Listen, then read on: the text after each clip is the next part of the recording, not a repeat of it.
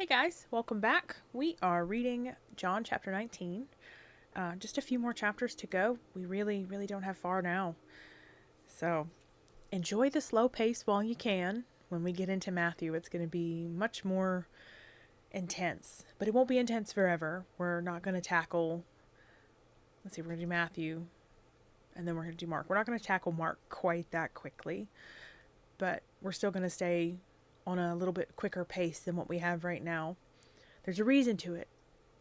I promise I will explain that. I promise that I'm not just torturing people for funsies by making them read excessive amounts of the gospel in quick succession. Although, let's be real, it's not really torture. You're enjoying this, right? Let's go ahead and get into John chapter 19. So then Pilate took Jesus and scourged or flogged and whipped him. And the soldiers, having twisted together a crown of thorns, put it on his head and threw a purple cloak around him. And they kept coming to him and saying, "Hail, King of the Jews! Good health to you, peace to you, long life to you, King of the Jews!" And they struck him with the palms of their hands. Then Pilate went out again and said to them, "See, I bring him out to you, so that you may know that I find no fault or crime or cause of accusation in him." So Jesus came out wearing the thorny crown and purple cloak, and Pilate said to them, "See, here is the man." When the chief priests and attendants and guards saw him, they cried out, "Crucify him! Crucify him!" Pilate said to them, "Take him yourselves and crucify him, for I find no fault or crime in him." The Jews answered him, "We have a law, and according to that law he should die, but because he has claimed and made himself out to be the Son of God." So when Pilate heard this said, he was more alarmed and awe-stricken and afraid than before. He went into the judgment hall again and said to Jesus, "Where are you from? To what world do you belong?" But Jesus did not answer him. So Pilate said to him, "Will you not speak even to me? Do you not know that I have the power and authority to release you, and I have the power to crucify you?" Jesus answered, "You would not have any power or authority whatsoever against or over me, if it were not given you from above. For this reason the sin and guilt of the one who delivered me over to you is greater." Upon this, Pilate wanted and sought and was anxious to release him. But the Jews kept shrieking, "If you release this man, you are no friend of Caesar. Anybody who makes himself out to be a king, sets himself up against Caesar, is a rebel against the emperor." Hearing this, Pilate brought Jesus out and sat down on the judgment seat at a place called the Pavement, the Mosaic pavement, the stone platform, in Hebrew, Gabbatha. Now it was the day of preparation for the Passover, and it was about the 6th hour, about 12 o'clock noon. He said to the Jews, "See, here is your king." But they shouted, "Away with him! Away with him! Crucify him!" Pilate said to them, "Crucify your king?" The chief priests answered, "We have no king but Caesar." Then he delivered him over to them to be crucified. And they took Jesus and led him away. So he went out, bearing his own cross, to the spot called the Place of the Skull. In Hebrew it is called Golgotha. There they crucified him, and with him 2 others, one on either side, and Jesus between them. And Pilate also wrote a title, an inscription on a placard, and put it on the cross. And the writing was, "Jesus the Nazarene, the King of the Jews." And many of the Jews read this title, for the place where Jesus was crucified was near the city, and it was written in Hebrew, in Latin, and in Greek. Then the chief priests of the Jews said to Pilate, "Do not write the King of the Jews." But he said, "I am King of the Jews." Pilate replied, "What I have written, I have written." Then the soldiers, when they had crucified Jesus, took his garments and made 4 parts, 1 share for each soldier, and also the tunic, the long shirt-like undergarment. But the tunic was seamless, woven in one piece, from the top throughout. So they said to one another, "Let us not tear it, but let us cast lots to decide whose it shall be. This was to fulfill the scripture. They parted my garments among them, and for my clothing they cast lots. So the soldiers did these things.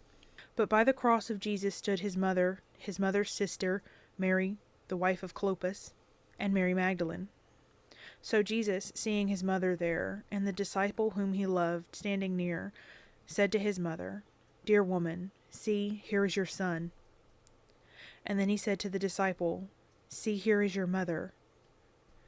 And from that hour the disciple took her into his own keeping, his own home. After this, Jesus, knowing that all was now finished and ended, said in fulfillment of the scripture, I thirst.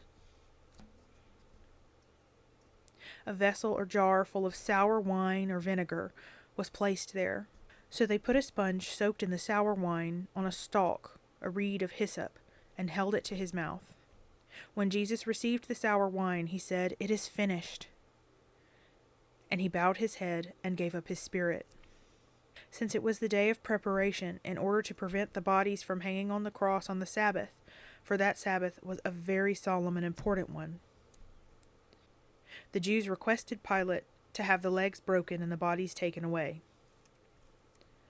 So the soldiers came and broke the legs of the first one, and of the other who had been crucified with him. But when they came to Jesus and saw that he was already dead, they did not break his legs. But one of the soldiers pierced his side with a spear, and immediately blood and water came flowing out. And he who saw it, the eyewitness, gave this evidence, and his testimony is true. And he knows that he tells the truth, that you may believe it also. For these things took place, that the scripture may be fulfilled, verified, and carried out. Not one of his bones shall be broken. Again, another scripture says, They shall look on him who they have pierced. And after this, Joseph of Arimathea, a disciple of Jesus, but secretly for fear of the Jews, asked Pilate to let him take away the body of Jesus. And Pilate granted him permission, so he came and took his body away. And Nicodemus also, who first had come to Jesus by night, came bringing a mixture of myrrh and aloes, weighing about 100 pounds. So they took Jesus' body and bound it in linen cloths with the spices and aromatics, as is the Jews' customary way to prepare for burial. Now there was a garden in the place where he was crucified, and in the garden a new tomb, which no one had ever yet been laid. So there, because of the Jewish day of preparation, and since the tomb was nearby, they laid Jesus. 2 more chapters now. I think Matthew is more descriptive than John. We're going to find out here soon, but that wasn't as intense as I was expecting it to be. And I guess perhaps I'm expecting intense descriptors because I've seen the movie The Passion of the Christ, and I'm sure The Chosen is not going to hold back very much when it comes to their crucifixion scene and their accuracy to the scripture, which I did get an email from the Come and See Foundation, which is the group that does the translations and the production and everything of The Chosen. It looks like we'll be getting season 6 near the end of this year, so later 2026.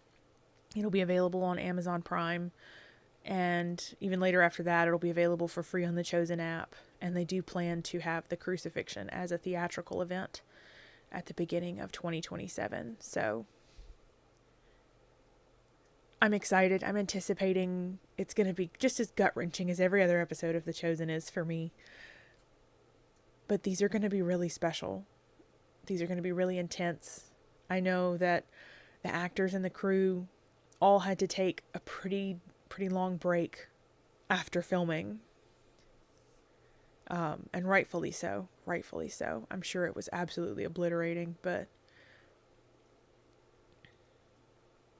it should be. This shouldn't be something easy to film and easy to discuss and easy to portray for the masses. It wasn't easy the first time around. So just 2 more chapters now. And I do like that it included by name Joseph of Arimathea and Nicodemus, helping prepare Jesus for burial. It's really important. I love Eric Avari as Nicodemus. They couldn't have picked a better actor to portray him. Like, it's gorgeous. It's beautiful. The Nicodemus episodes are my favorite. So yeah, we're almost done. In the meantime, stay blessed, stay bold, and I'll see you guys in the next one.